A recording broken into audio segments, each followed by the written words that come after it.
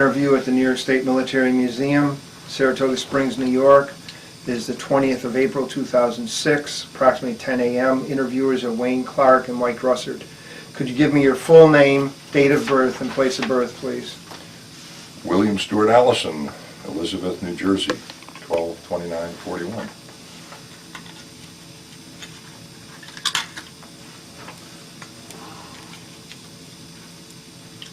What was your educational background prior to entering service? I went to elementary school and junior high school in Bergen County, Hackensack, New Jersey. My high school years were in Clinton, New York, and I went to Auburn University on an NROTC scholarship. That's how I got my commission.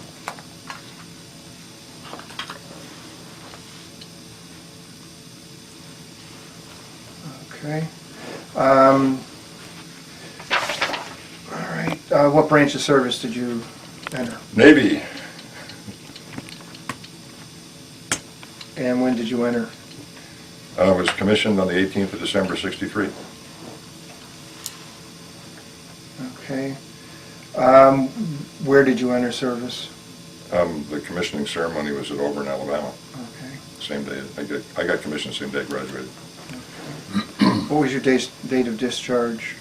I think it was the 1st of May of '84.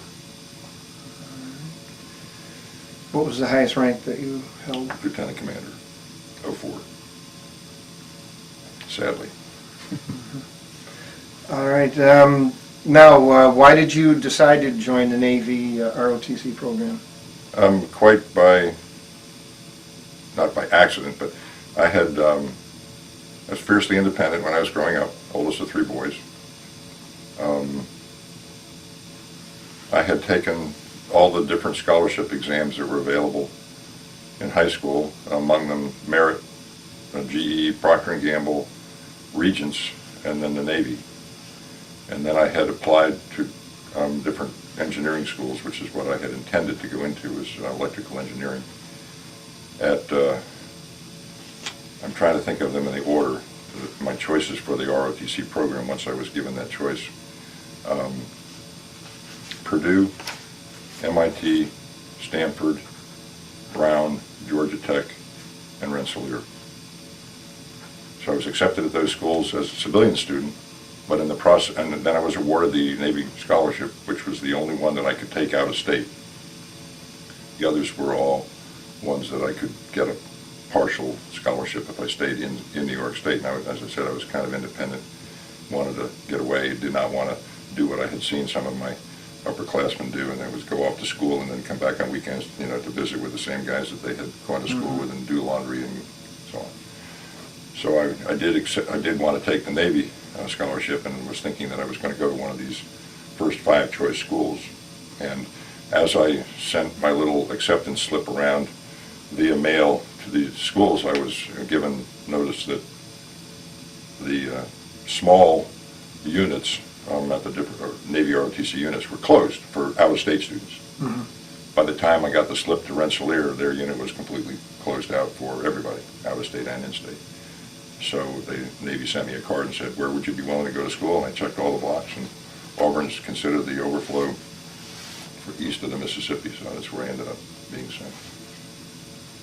Okay. After you were commissioned at Auburn, where did you go from there? Straight to Pensacola. In my sophomore year, I was given the option of a flight indoctrination program, they called it, and I think it was pretty clever on the part of the military. They pay $600 for you to get your private license to find out if you're aeronautically adapted. And they tell you, if you get orders to flight training, you have to accept them, because in the Navy, subs in the air are voluntary. Otherwise, you just go on board ship. And so, at that point in my young life, I couldn't imagine why I would not want to go fly. So I said, of course. And I did get orders to flight training, so I went out to Pensacola on the 2nd of January. Had you always been interested in flying? Or? No, particularly. I was not one of these guys like you hear about, that stood and went to every Blue Angel show and would bicycle for miles in Nebraska, to get to some airfield to watch the Blues. And I did, build a couple of model airplanes. In fact, I related recently about building one. I think it was an old Spad, and it had a little 049 Cub engine on the front of it, and I made one up and one straight back down into the dirt, and that was the last fly-by-wire that I did.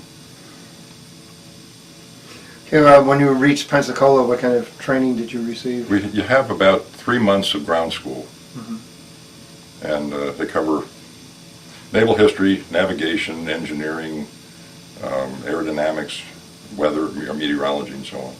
And upon a successful completion there, then you start primary, and that was, and it still is actually, it's in the T-34. Back then it was the T-34B, which was a 6-cylinder reciprocating engine. Now I think they use a turbo engine in the T-34, but it's a tandem cockpit, 4 and aft. Instructor sits in the back, student sits in the front, and you get about 30 hours, and during which time you solo, and then depending on the needs of the service, as you've probably heard that term many times in your interviews, but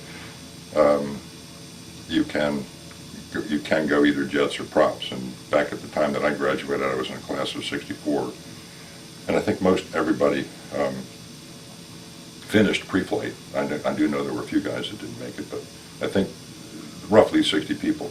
There were only 2 seats to jets, and I got one of them. So I went to Meridian, Mississippi for basic, and I was in the T-2B, which was a single engine, again, tandem cockpit. But now this is the first time, you wear an oxygen mask and sit on an ejection seat, and that was a straight wing jet. And then 6 months later, headed down to Kingsville, Texas. There were 2 advanced bases, Kingsville, Texas, and Beeville, Texas, where I completed flight training. It takes about a year and a half to go through flight training, or it did at that time. I think they've shortened it a little bit. And I flew the F-9 and then the F-11, which at that time had just been retired as the airplane that the Blues were flying. So it was really kind of a slick aircraft. It was afterburner, single seat. So your first flight in the airplane is you by yourself. Obviously, you liked flying.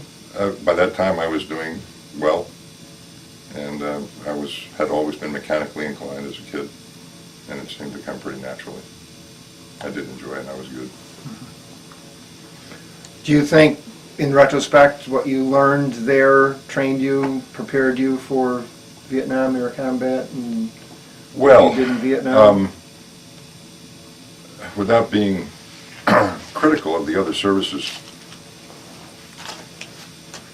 let's see, answer the question. Yes, flight training in the Navy is rigorous, but I think probably flight training in the Air Force is fairly rigorous as well.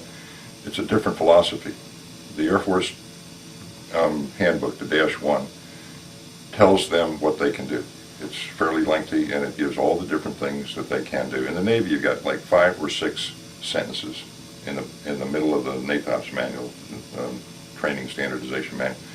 It tells you the things you can't do, and everything else they want you to do. They want you to try. They're willing to lose an aircraft every now and then for people to press the envelope. And I think jumping ahead in my answer to you, after I'd been in the service, I learned that, and of course I'm not talking, I flew attack aircraft. The way most military aviators are evaluated has to do with the way their fighter pilots, fly. But of the world's air forces, I think the reputations are as follows. I think the Israelis are the best fighter pilots. I think the Aussies and the Brits are second, and we're third. But my training was rigorous. Of course, it was for carrier-based, and that's not the same as landing on a 12,000-foot strip either, like the Air Force. And they grease their landings on. We make full sink rate landings. So there is a difference, and I think that I am proud that I have Navy training. When did you make your first carrier landing? Well, it was probably sometime in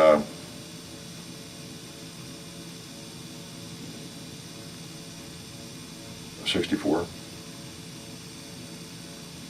Could you describe the sensation of leaving a carrier in a catapult? Yeah, I can tell you about that. They, by comparing it to the landing, because they really, really psych you for the landing, and you have 3 or 4 weeks of intensive, maybe 3 flights a day with 12 or 14 practice landings on what they're called FCLPs, Field Carrier Landing Practice. They're a little bit more difficult than a carrier landing, to be very honest, because the carrier's always into the wind. But when you're doing your practice landings, you can have a crosswind. In any event, you practice and practice and practice and practice. In the Navy, we fly the ball. It's just a visual indication of where we are on glide slope. And you have to be on speed. Speed is very important, so you don't pull the resting cable out of the ship or the hook out of the back of the airplane. So we land, and the angle of attack gauge is calibrated, which is what we use for speed. It's a correlation on weight forward. It's a calibration of approach speed based on your weight. And we basically are flying within a quarter of a knot of our prescribed speed for coming aboard. In any way, to answer your question, they really psych you for the landing. The only thing they tell you about the cat shot, which is what you get second because you land first. So you fly out to the ship, you make your couple of practice touch and goes, and then you make your first trap. And like I said, you're so psyched for that. I can also tell you a small story about that, but the earphone cord at that time was external to the microphone system, and so when it came down, it hung around and plugged into a little pigtail that was coming out of the oxygen hose. So it was sort of loose. And one of the things that you're supposed to do on your landing checklist is check harness locked. And apparently I did not check that my harness was locked for my first trap. And on landing, I went very far forward, and when I did, the cord under the G-forces of the landing went forward and hooked on the gun sight, which has got a round barrel on the left side of it for adjusting it. And of course, the throttles, when you land on a carrier, you're taught you go full power and bring your speed brakes in, so that in case you miss a wire, you go back around again. So I'm sitting there at full throttle, and I couldn't get my arm back to pull the throttle back because I was trapped with my head stuck up against the gun sight. And the air boss came up on the radio and he said, "That's okay, son, you can pull the power back, you're aboard now." Anyway. The only thing they tell you for the catapult shot is make sure your head is against the headrest, that you've got your flaps set to takeoff position because that's different from your landing, and to grab the catapult grip, which is a grip that you grab to keep the throttles from coming back. They don't tell you anything about what the ride is going to be. And back at the time that I carrier qualified, they used hydraulic catapults, where you pretty much got all of the bang was right there at the beginning. And then the airplane, which would stretch, kind of caught up to the catapult, and not literally, but it was a big hit. Now, of course, the catapults are steam catapults, and even though it's still a heavy hit, it's a much more gradual acceleration. You still get to the same end speed. But there was not a lot of, nobody talked about, everybody was concerned about making a good landing. Nobody was talking about making a good catapult, because you're just a guest on the shot. Once the thing fires, your eyeballs roll into the back of your head, and you kind of focus somewhere, 300 or 400 yards in front of the ship, and hopefully the nose is above the horizon, and away you go. When were you were assigned eventually to A6s? I went. Do you volunteer for an A6, or were you assigned? I more or less volunteered, and it was very, very strange. I've told the story before, but I did not realize there was a war going on in Vietnam. I was not a student of history or political science or current events. And each decision point along the way, for example, I could have selected helicopters. I could have selected multi-engine right out of Pensacola because I had good grades and I was allowed to select it. I selected jets. Well, that puts me a step closer. And then when I was in Kingsville, I had a choice of selecting attack or fighter. And my understanding of what fighters did was they drilled circles in the sky. They were high up in the air and they just drove around in circles. But I really liked the attack role, which we had been exposed to because we fly low and fast. We were chasing cows on the King Ranch at that time. That was okay to do. So I really liked attack. I liked the mission. Plus, there was an incentive at that time. I mentioned that the F-11, which was, my class was the last class to fly the F-11 at Kingsville.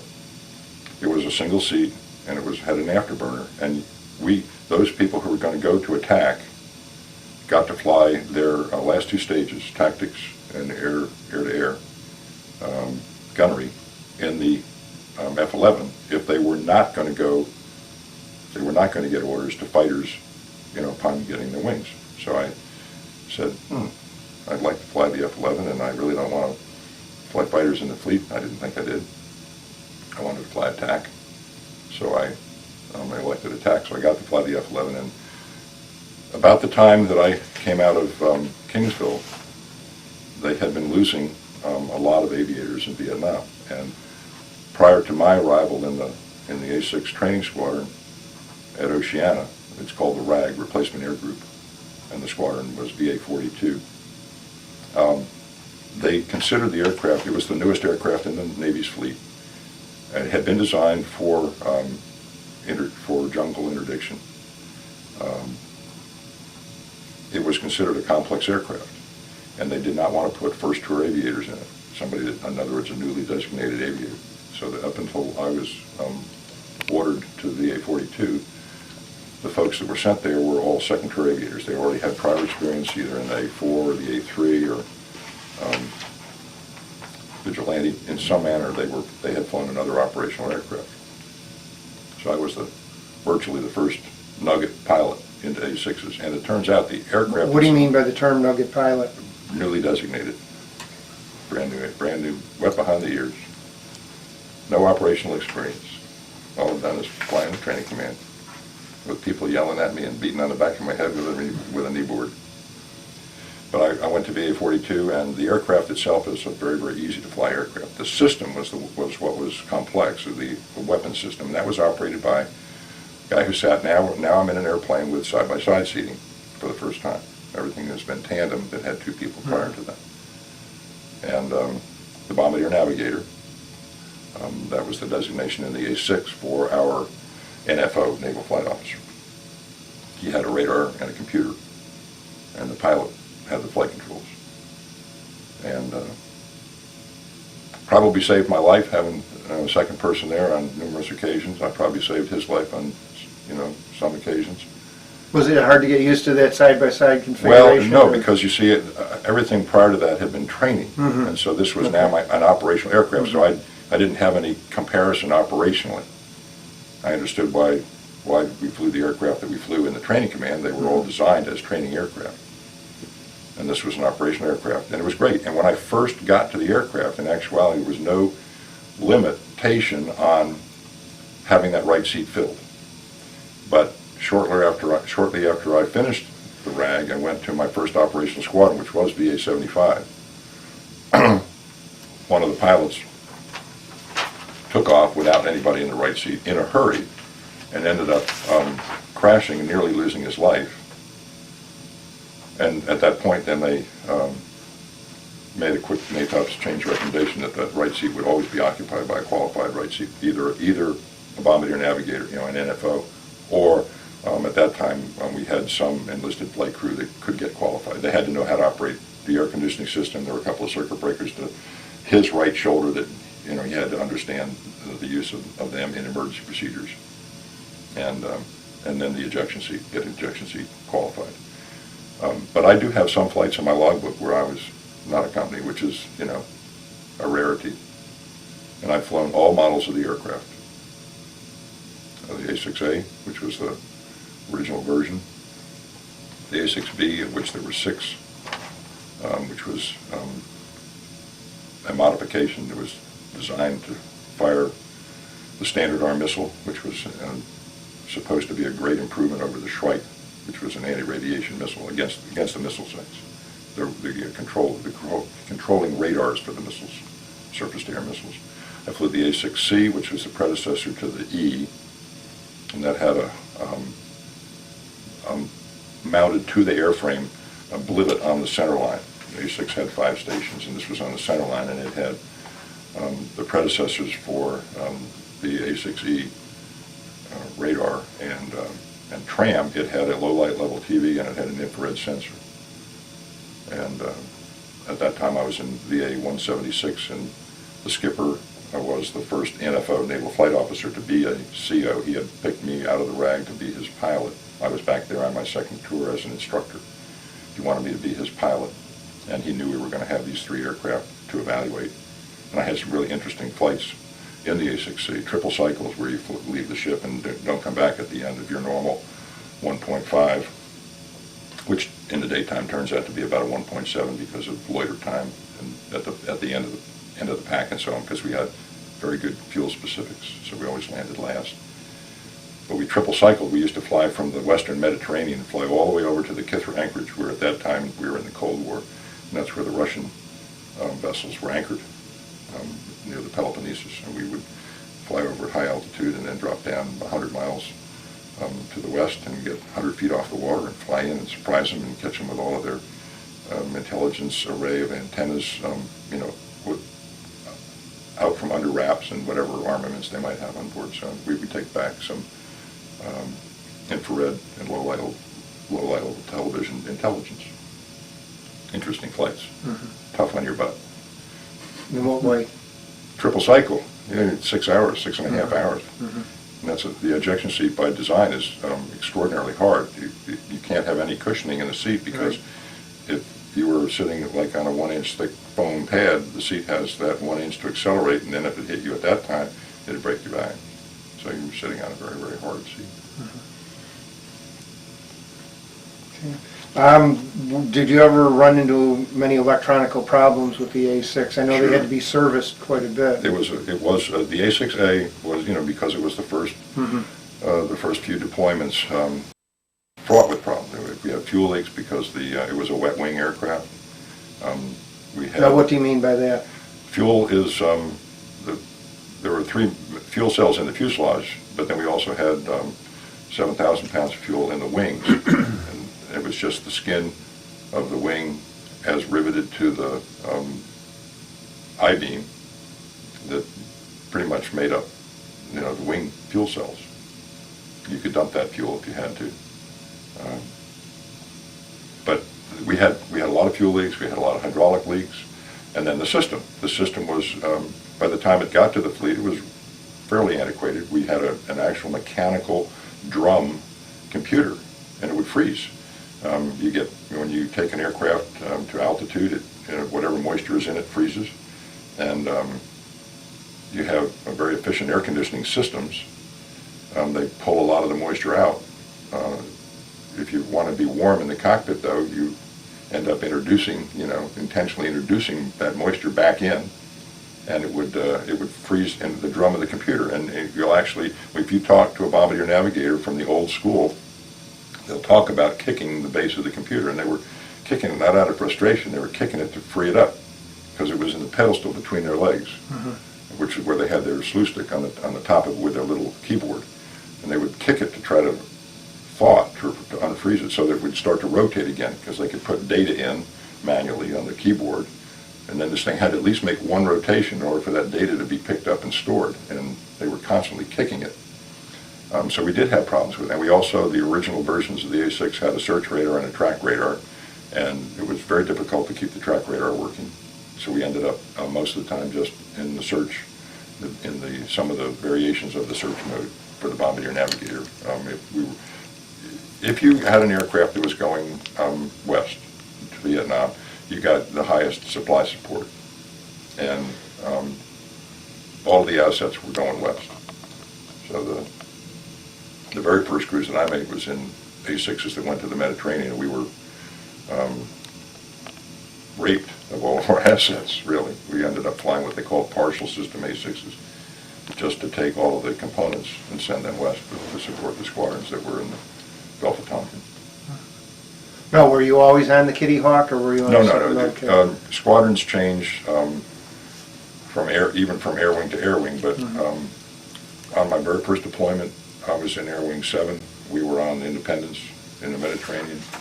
The next deployment, I was still in VA 75, but now I was in Air Wing 11 on the Kitty Hawk, and that went west.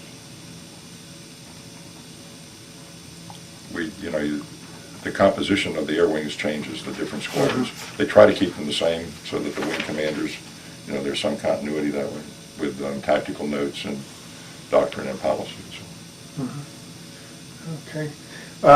How close, were you and the bombardier navigator always together, the same? The idea is to let folks float around in the workups, what they call workups, before you went on a deployment, until perhaps halfway through, two-thirds of the way through, and then they would crew you up. And that the idea being then that you'd start to work as a team. But it was not exclusive. If my bombardier navigator had duty, I was still going to fly. They were still going to use me as pilot and send me out, so they'd fly me with another bombardier navigator. And there was, we had 20 crews when we went west. Only, I think, either 12 or 15 when we went east. But probably there was somebody who was sick or somebody who was down for some reason or couldn't fly or had other responsibilities.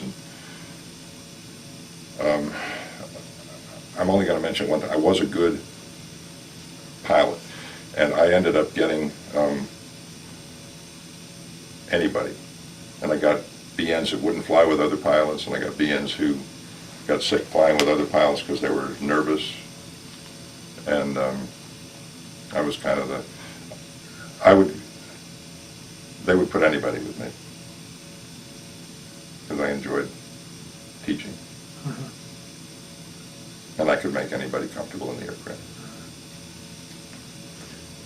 When was your first combat mission? In end of December of '67.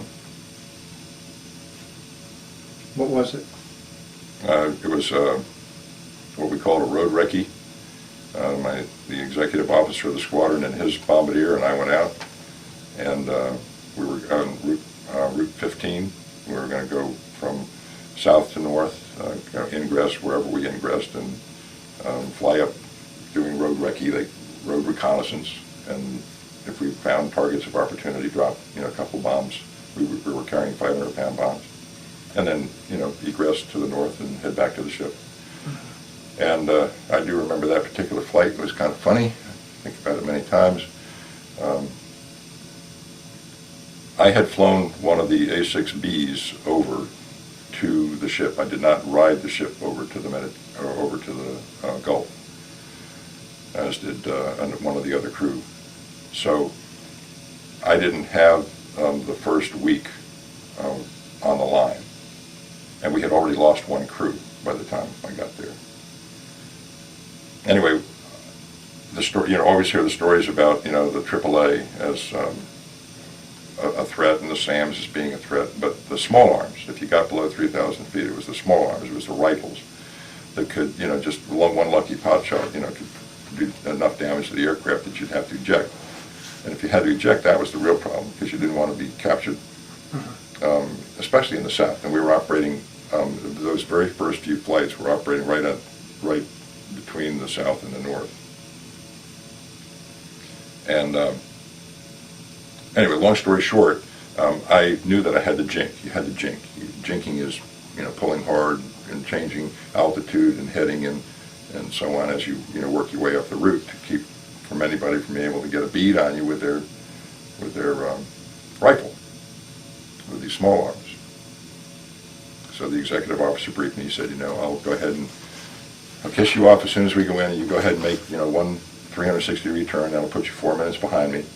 Just keep me in sight. And he said, what I'll do is, he said, I'll call the target for you as I fly over it, and then you go ahead and pop up and do a roll-in on it, and then I'll fall in behind you, and then you identify the next target, and so on. So he was starting to head up, and I'm jinking. I'm back there jinking. And I'm jinking left, and I'm jinking right, and I'm going up, and I'm going down. Next I said, he said, I've got a target up here. Have you got me in sight? I said, that's negative. He said, where are you? I said, well, I'm over Route 15. He said, well, this is where I am. He identified where. Anyway, the whole idea of this thing was that I was barely making any forward progress up the highway. I was jinking. I was just doing all of these things, just trying to keep from getting shot. There were no small arms, and he was just basically, he was flying up the road looking for targets of opportunity. So he was opening the distance. That was just kind of one of those funny things that happens. But once I got used to the fact that this was a hostile environment, and you knew what you had to do and what you didn't have to do, and that was one of the things you didn't have to do. Were you ever wounded or injured? No. How about your plane, never take much damage? Sure. What was it from, small arms, anti-aircraft fire, SAM? AAA, never from a SAM. Had a piece of a tree in my leading edge of the wing one time, so I presumed that I was flying kind of low on that one. And we actually had sustained damage. We were so short of ordnance that we were now using some of the old World War II Air Force ordnance. And I forgot what the designation was. I think it was a Mark 117 or something like that, but they were very unstable bombs when they came off of a modern weapons platform like the A-6 was. And we sustained damage, when the fins would strike the empennage of the aircraft, and which could have been dangerous, but the couple of times that I had that sort of damage, it was just skin damage on the empennage, but it was definitely identifiable as from our own bomb. Did you ever have a time that you thought you would have to eject?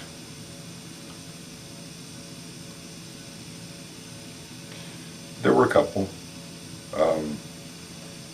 One was took a round in the front windscreen, and I couldn't see it. It was in the daytime, but I couldn't see out of the front. And you have to be able to see out the front to make the carrier landing. And anyway, the long and the short of it was that we made several passes at the ship, and then one under the control, on my own control, because I was trying to make what's called a Corsair Pass, and I was to keep the airplane wrapped up so that I always had the wing down. I could always see the landing area until right at the very last minute to roll out to land. And I tried 2 or 3 of those, and you have to carry a lot of extra power to do that. And when I rolled out, you're also taught, not to pull power once you're across the ramp. It's just one of the things that you're taught. So I pulled power, but I never pulled it up, and I always was boltering. I was always touching down long from the 4 wire, which was the last wire. Then the LSO said that, if we give him a chance, he would try to control me in. I just listened to him, and he'd control me in. My BN could see, but the bombardier navigator's seat was a little bit down and a little bit aft from the pilot seat. And when you came aboard, you wanted your seat all the way down, if you could possibly do it, so that it was in a proper position for ejection. Because if you had your seat raised way up and your head was up above the face curtain, you were creating another problem for yourself. And that is where your head would hit the canopy before the seat did and break a neck. So I think my BN could see, but I'm not sure how much he was able to help me with the approach. In any event, the LSO gave me a bad call in close, and he said, "You're left." And that the implication there is that I had to come to the right. And when I came to the right, I could see the landing area. And that meant that the island structure of the carrier was right in front of me. And I pulled up really, really hard and missed the tack-in antenna, which is the top element on the ship's island. And, there's an instant when, you say, okay, that was almost it. But you have to calm right back down again. I mean, it's automatic. Everything goes right back down to normal. You need to focus on the problem. The problem is getting aboard, and I was getting low on fuel. And I came back around and they made another Corsair Pass and pretty much just took a cut and just pulled the throttles all the way back to land and got aboard. But that was one time when that was there was a possibility. I mean, you don't like to admit it at the time. And then I had another situation when I was in VA 176 years later, where we had problems with the flight controls through the autopilot and some of the wiring and the way a particular cable had been installed with a bent pin. And normally you have, if you move the stick a little bit, you get a little bit of deflection of flight control. If you move it a lot, you get a lot. But in this particular situation, when you move the stick, you got full deflection. So I was going to get either a full rate roll to the right or a full rate roll to the left. And I was actually in timing. I was using rudder to keep the nose above the horizon as the airplane was rolling, and I was becoming more divergent. I was rolling, each time the rolls were going farther and farther away from normal. And I knew I was going to have to call for the ejection from my bombardier first. I had to get him out of the airplane. And I knew that I couldn't tell him to eject when I was upright, because by the time he responded and the seat reacted and so on, he would be pretty much going out, like this, and this was becoming worse and worse and worse. And I didn't want to use the word eject when I talked to him, because a part of, like prepared to eject, because if he only heard part of the transmission, he might go right then. So I said, we're gonna have to get out, and I'll call it for you. This all happened automatically. I mean, here I am still wrestling with the airplane. We're less than 200 feet above the water in the front of the ship. I'm trying to gain control of the aircraft. I knew I didn't have control of the aircraft. I knew it was just a matter of time before we were going to have to get out. Now, I'm going to back up. I've always been very mechanically oriented, always been interested in the machine. And during our pre-flight brief, before you ever left the ready room, I noticed in the previous 10 yellow sheet stubs, which is what you look at to see what's the history of the aircraft, I noticed that there were several maintenance complaints on the computer, power, the generators, one tripping the other, and something about the autopilot. Somebody had written something about the autopilot. In my head, when I got all done, I simply said to my BN, I said, if you have a problem with the autopilot, or if your system, dumps off the line, just turn the computer off. I just remember making that kind of totally matter-of-fact statement to him. We didn't have to get out. During one of these rolls, he turned the computer off, and I ended up with a normal airplane. In our debrief, he said, I just thought you were testing the airplane. He did not realize that I was in extremis. Okay. But that part all worked out. Now, if you've ever had an airplane to react to you like that, you do not believe that you have a good airplane anymore. I mean, I was right now on pins and needles. So I made a nice long straight in. We called for a pull forward, called for an emergency approach, which I think probably the only time I ever called for that in my career. And they cleared what they do is they pull all the aircraft forward and clear the landing area. And I made a long straight in. The airplane responded okay. But I was prepared to get out of the airplane at any moment. But and there were other times. I mean, I've had fire warning lights and such. But those were the ones that I think I can remember now. How many combat missions did you fly? I think it was 759 or something like that. I'm sorry, that's carrier landings. I was sorry, totally wrong. That's carrier traps. 109 or something like that. How many of them were to the north? All. All your missions were north? All were in the north, yeah. What were your missions? What were your targets most of the time? Majority of the time? It's,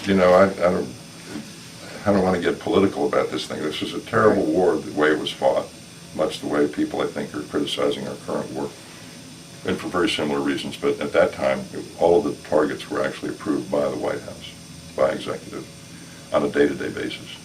We were bombing road intersections just to make potholes or to bring dirt down. The job was to interdict, our job was to interdict the supply lines from the north into the south. That's what the ultimate task was. So, the powers to be believed that if we impeded, if we blocked a road, that we would stop this. Well, they had, many, many, many thousands of people with shovels and bicycles and picks, and, if we stop Jeeps, they dig a bike path and they carry, 2 bombs on a bicycle. It didn't make any difference. We were really not making any dent, I don't think, personally. I think we should have either mined Haiphong Harbor, and that was off limits. Just told whatever ships that were there, they were stuck unless they left. Just give them 24 hours notice, get out, just mine the harbor. And then do what we did in 75, just basically 10 days of bombing, and that brought them to their knees in 75. Why didn't we bring them to their knees in 65? It's just, but that's in retrospect. That's, at the time, the targets that we bombed were, I consider, pretty inconsequential. We did hit power plants, we did hit dams, we did hit communication sites, and it was you kind of did what you were told. And I was a young lieutenant, and I wasn't evaluating the targets back then. My name was on the flight schedule. My bombardier and I would, plan the flight. We'd go in. Now, did we have our own take on it? Absolutely. I was excited by it. Once I got used to the fact that, we were in an environment where people were shooting at us, okay? And that didn't take long. I mean, you kind of get used to that pretty quickly. But then I started wanting to be clever. Now, if I told you that on 5 nights in a row that, okay, what they would do is they would determine for a specific target how many tons of ordnance they wanted on the target. Okay. So if it turned out that they were going to use the A6, which they did almost all the time for these night strikes, almost exclusively, we would sometimes take A7s on our wing to get an increased number of bombs, if you will. They were almost just like weapons extenders for us. Okay. And we would just call, we'd say, okay, stand by, hack, and everybody would drop their bombs. They would just get more ordnance on the target at the same time. But let's just say that they determined that X amount of ordnance had to go on, and that turned out to be 5 A6 sorties. We carried 18 Mark 82s at night, we carried 22 in the daytime. The airplane was capable of carrying 28, the way we configured it, and the Marines took the forward main landing gear doors off, which inhibited the forward inside racks of MERS Station 2 and 4, and they could get 30, they could actually load 30 bombs, the full complement of bombs, the 500-pound bombs on 5 racks. So if it was going to take 5, somebody was going to be assigned the first night. And it generally went to one of the more senior crew for the first time into a target. And I remember this happened to be a railroad yard, some sort of transshipment point. It was near one of the little windy rivers or something. And what happens is they go in, they drop their bombs. They come back and they debrief, okay. And then the next afternoon, another crew is going to be assigned that target. And the Navy, in its infinite wisdom, they assign at the same time, same bomb load, okay. So the crew number 1 hands their planning to crew number 2. Crew number 2 says, this is great because we don't have to go through all the drawing the lines and cutting the charts and taking them together. Okay, I've got it ready built. Thanks a lot. What did you see? Hey, they shot at us here. They shot at us there. Danny and I were the 5th night, and I said, why don't we do something different? Why don't we go in where they're coming out and go out where they came in? And that way they're going to be looking elsewhere. And it absolutely worked that way. It was absolutely phenomenal. Because as we coasted in, all the AAA lit up right at the other spot where everybody else had come in. Over the target, they're shooting at the other end of the target. When we crossed the target, they were shooting at the first end of the target where we'd already been. And when we coasted out, they were shooting where we had come in. So they also got used to us doing things. So I started really enjoying being clever. Mm-hmm.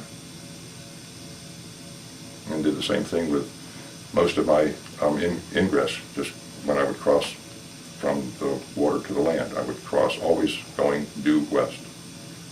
And then I would alter my heading over a SAM site. I know that sounds hard to believe, but most people were trying to fly between SAM sites, which gave, if you have 2 SAM sites here and they have their envelopes like this, they're getting 2 looks. 2 different SAM sites are able to look.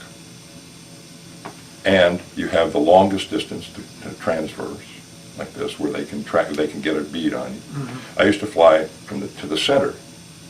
I'm going directly at them. That's the shortest distance. I'm going 7 miles a minute, 420 knots is what I used to fly. And then they don't know what heading I'm going to go when I leave the top. So they have to look for me first. And in that amount of look, I'm pretty much gone again. And I'm tail on, which is their smallest aspect. Mm-hmm. So I used to go due west to go in, and then I would go to the first SAM site, because we had to penetrate the envelope. You had to penetrate. In the north, the entire coastline was covered with these circles representing the envelopes for all of these different SAM sites, with multiple SAM sites, of course, in the heavily defended areas. And I just would fly to the center, until we could get through them. Then we go to our target, which you were going to be defended against there anyway. You had no choice. You had to go. But I would make feints when I say I, as a crew.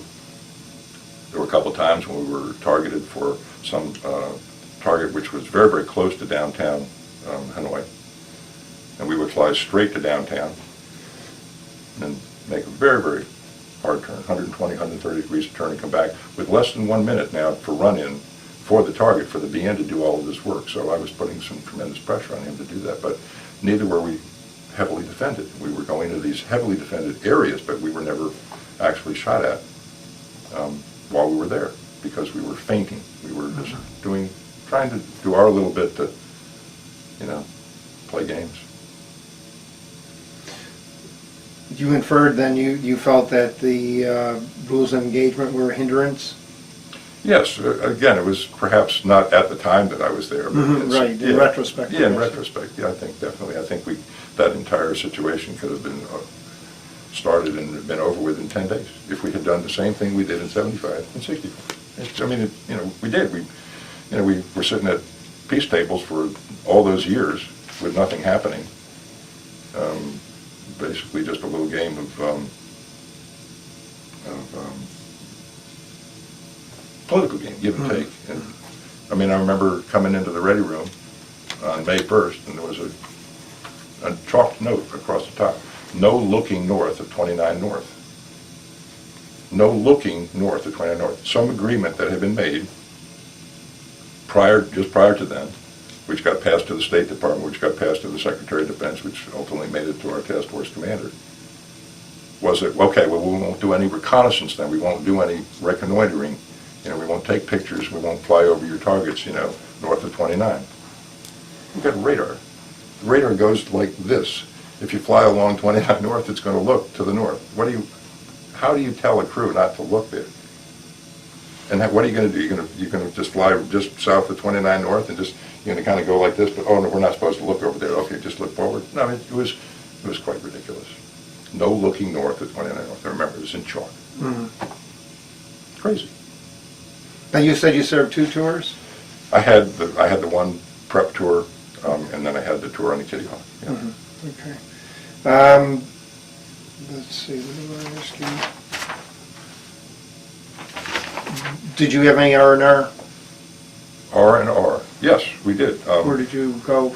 Well, we went. We always had to go. If we were going to go to Japan, we had to go to the Philippines, and that's to sanitize. That was the term that was used. We had to sanitize. Basically, take off things we weren't supposed to take to Japan by forces of agreement. Okay. Mm-hmm. Things that you can't confirm nor deny you have, but you got to go there, make believe you take them off. Okay.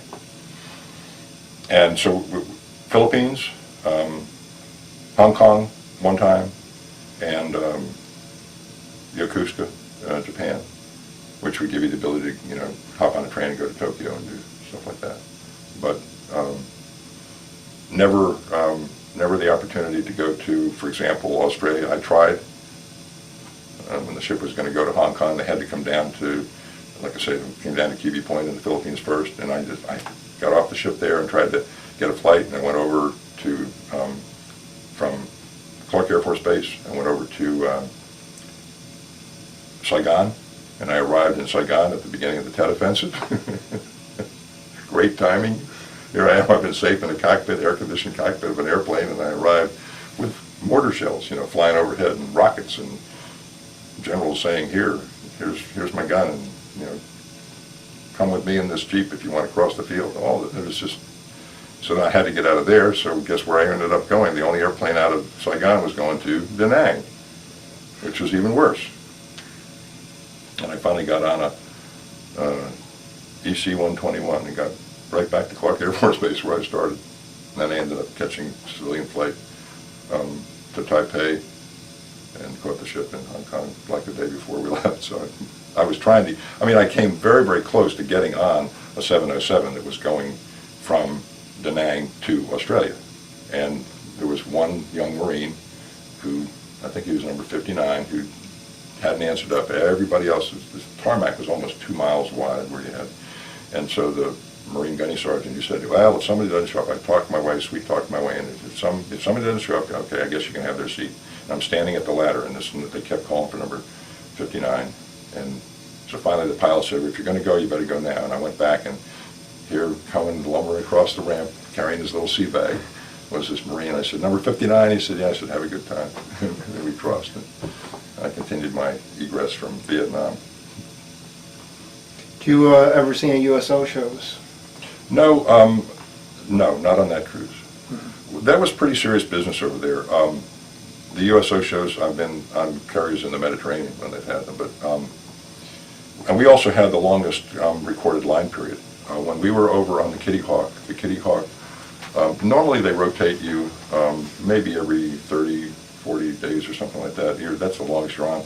And you got assigned what's called red, white, or blue carrier, the carriers that were there. They generally had 2 carriers on station. And you were going to fly noon to midnight, midnight to noon, or I guess it was all daylight, whatever would be some other third situation. And I've forgotten which ones were which, but one red, one white, one blue. But the Pueblo incident occurred in the South China Sea when just a few days before we were supposed to be relieved by the Enterprise. So the Enterprise stayed up in the South China Sea, and we ended up taking her time. So we were on the line, I think, for, well, it was in excess of 60 days. Where you pretty much fly combat sorties every day. It was pretty rigorous, pretty tiring. You know, just you go to bed and you fall asleep with your eyes wide open, knowing that you're going to wake up the next day and you're going to be on the flight schedule and you're going to go do it again. Were there ever any guys that, I guess, couldn't fly because of that? Yeah, I'm trying to fatigue? think. They probably did, and probably none of the other guys knew about it. They were probably just didn't show up on the schedule that day or something by agreement with the CO. But our squadron, there were other issues, and I'm not even going to go into them here. It's just not appropriate. There were reliable crews and there were not reliable crews, let's just put it that way. But we had sister squadrons.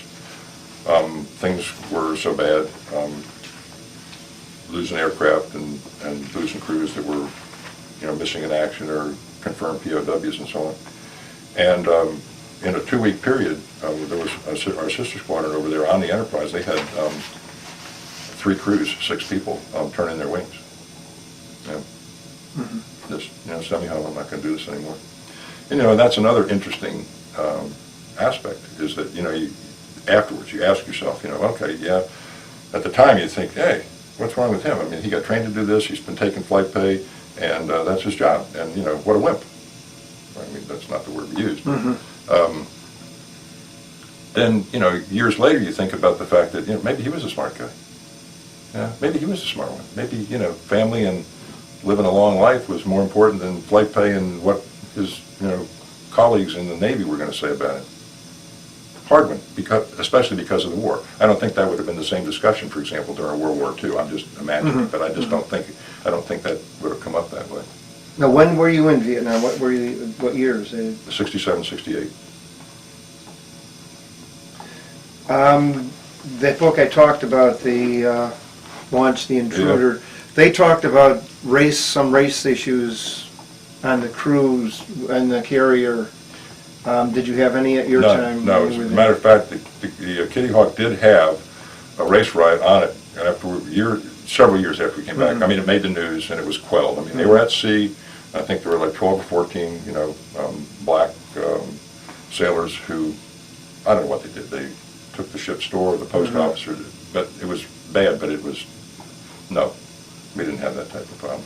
In fact, to my knowledge, most of the time in the military, that's never been an issue in the military for some reason. It's just guys accept each other. How you did your job had nothing to do with the color of your skin, honest to gosh. I mean, I've trained a couple of black bombardier navigators.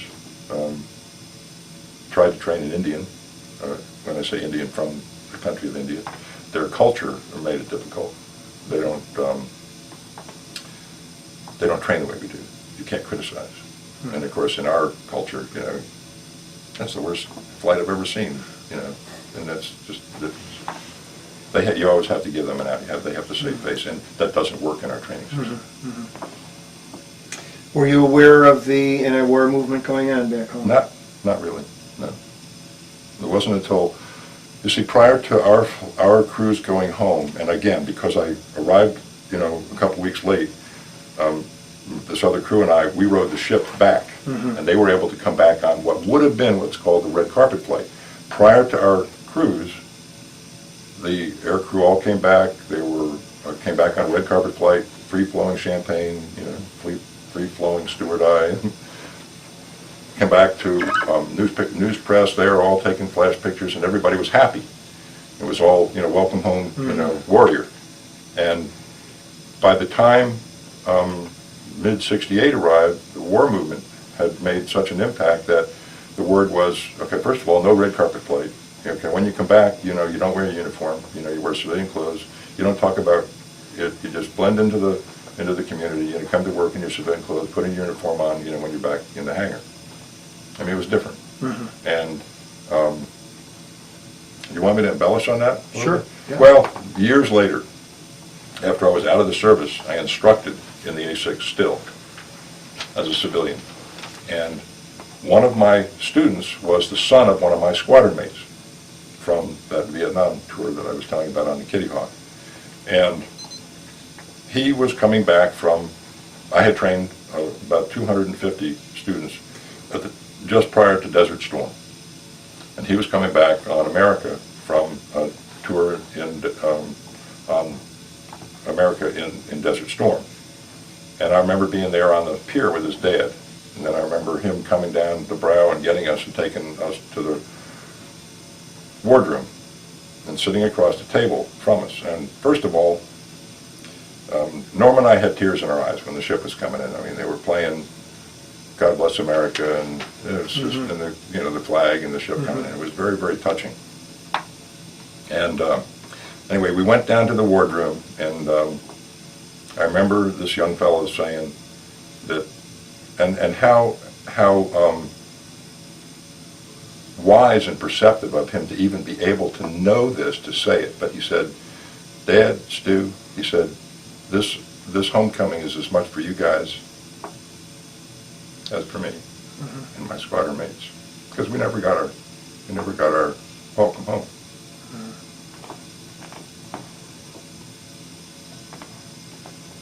What did you do from 68 to 80 when you left the service? I could just, what I remember when I told you early on, I said much to my, whatever I said, what the word was about, I never made it past Lieutenant Commander. I made a choice to stay in the cockpit. And the military wants you to want to be, somebody who goes to the Pentagon or goes to a joint staff or becomes, and by doing so, I, pretty much took myself out of the competition to make further rank. But I did stay in the cockpit. I was current the entire time I was in the service. I have flight time in, like I said, in all the variants of the A6. I have some flight time in the F-14, in the P-3, C-12. I mean, I got, even on my very first tour in the Navy, I got qualified in a helicopter in an H-3 for a day in the helo. So I was always just interested in flying. Once I realized that was something that I enjoyed and was good at and was recognized as being good at, that's what I taught. I loved to teach flying. And so every other tour I had, I was an instructor. And then I also had a tour in mid-career as an aircraft accident investigator, but I stayed teaching the aircraft because I dual-hatted when I was at the Naval Safety Center. I was also the A6 analyst, and that allowed me to fly with all the squadrons on the East Coast and the West Coast, Navy and Marine, and I did that. And I just did that in between doing accidents, doing investigations. I also was an investigator for 2.5 years after I got out of the service. Went back to that same shop as a civilian. Okay. Did you ever stay in contact with anyone that served with you after you? We have reunions I'm going to a reunion in May. Okay. The squadron is really, really tight, and we have a great historian, and he keeps us informed. We get a nice long Christmas synopsis of whatever anybody has sent in. We do. How do you think your time in the service changed or had an effect on your life? Oh, wow, that's an interesting question. My time in the service affect my life. Because I'm not close friends with any of my colleagues, but I mean, we're all buddies. We're all tight that way. I think I was disciplined before I went in the service, so I can't say that I learned, an additional discipline. I loved flying, and it taught me that I liked to teach. I didn't travel and see the world. I was stationed at Oceana in Virginia Beach my entire time. When I was not deployed, I never moved. I never was sent elsewhere.